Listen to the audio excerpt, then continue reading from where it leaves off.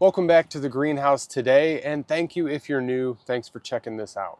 Today, we're going to be dismantling and reassembling, basically just cleaning up this aquaponics bin. Now, the reason I'm doing this is because it's been sitting for over a year, a lot of buildup in it, and it's not operating properly because our little pump died on us. Now, this little pump was from our first little greenhouse. We've had that thing for 10 years plus, and it's ran season after season. The actual battery box for it, the lights are still lighting up, so that just leads me to believe that there's a bad connection between the pump and the battery, or the pump is just toast itself. So it only had a tiny little solar panel. Pretty cool to operate those tiny little systems. It was slowly filling this. The ebb and flow of this little aquaponics bin created a perfect environment for all of our propagations and growing food even. Now this is an aquaponics bin, but we don't have any fish in here right now. I was about to bring the fish out and put them in here. We have them in our basement in a large 100-gallon tank. So we're not gonna put the fish in until we have a good cycle of flow. This pump could have been toast for up to a month because it was running a month ago, I know for a fact. So now we're going to get this situated. I'm going to show everything that we're going to use today, and we're going to go through the whole process of dismantling and reassembling this aquaponics bin. This is one of my favorite subjects. I love any type of water source and just water features in general. So if you find that interesting, please consider subscribing. Let's jump right into this. Lots of good white roots. Just gonna stick that in there for a second. This watercress was in here all winter long,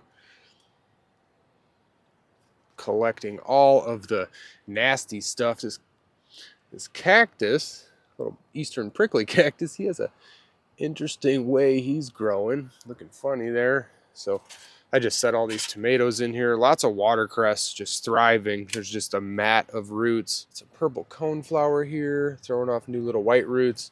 Everything just looks dirty. I've got a bunch of Egyptian walking onions in here. All the roots and everything just looks so dirty because there's so much muck in this container. So we're gonna get it situated and get it running properly again. So I'm not gonna throw that little pump away. I'm gonna take it apart and figure out what went wrong. I'm gonna keep the little 9-volt or 12-volt, whatever.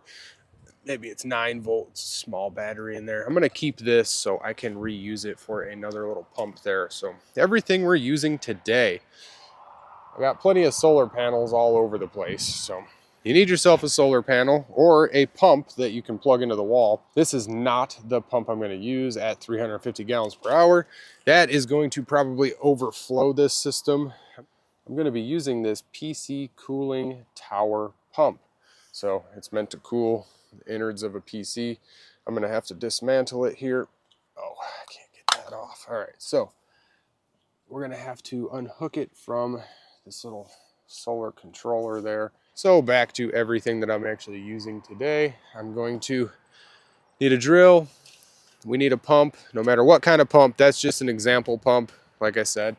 Not going to use that one specifically. Possibly hose clamps, solar powered controller, piece of wire, and I'll show what I'm going to use that wire for. Very small screwdriver for using on our controller, medium screwdriver.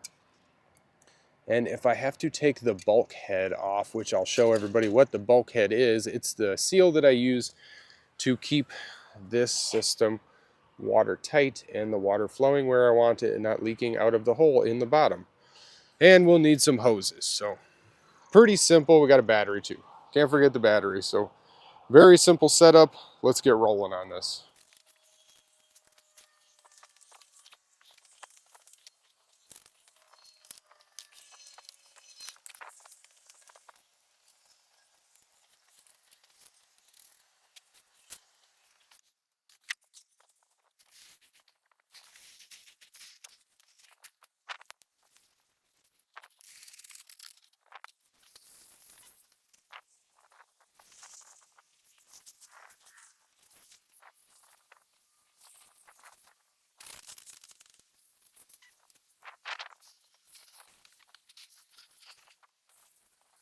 So just taking a break from rinsing, this is our bulkhead right here. Now we drill a hole and then this fitting screws, there's a slide piece, the black piece, and then we screw this large plastic nut,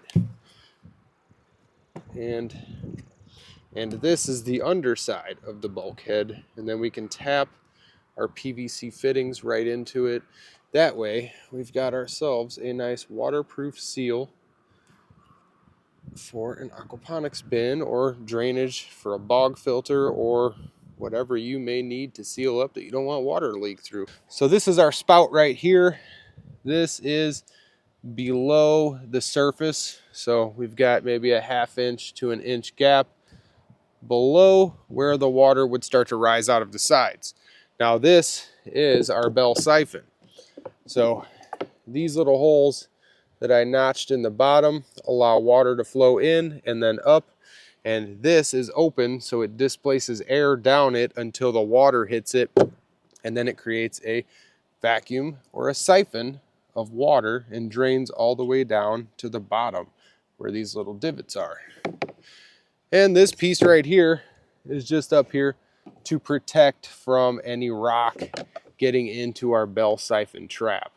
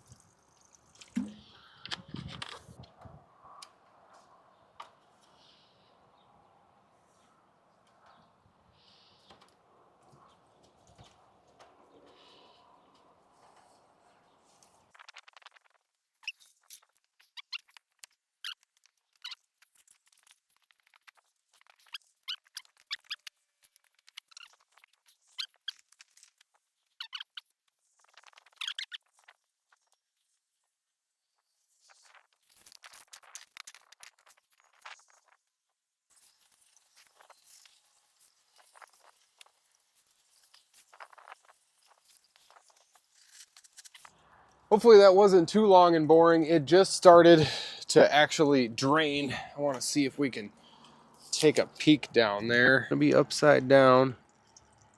You can see the water draining out at a good rate. We've got a good working aquaponics system. That is awesome. Got everything situated. I took a bunch more elderberry cuttings, even though I've got hundreds of elderberry cuttings that I've already planted up. We sell a ton of elderberries, and I'm going to just refill all this out. Just tucked the watercress back in there. That's going to rejuvenate, take over the whole front side of this little aquaponics bin. Now, we had to prime up this pump, got all the wiring done. I just threw a line of black electrical tape so it doesn't slip out of its little holder there. And one hose is drawing water into the pump.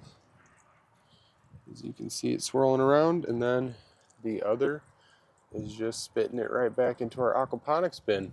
Now, I hope you guys got some insight, learned something, or just found it interesting resetting up an aquaponics bin. Basically built it from scratch all over again. So sometimes that's what you got to do to get it operating properly, and we wanted it in working order for this upcoming season. We've got a whole greenhouse full of plants right now. Just tons and tons of plants in here for sale. So we're always continually having to produce more as we sell them. So this is a main factor in getting a lot of our woodier cuttings and perennial stuff going. Just getting it in cool flowing water, the ebb and flow, it's just perfect. So with that, I'll let you guys go. Hopefully you found this interesting. Please subscribe to the channel if you haven't already, and I'll see you guys in the next video.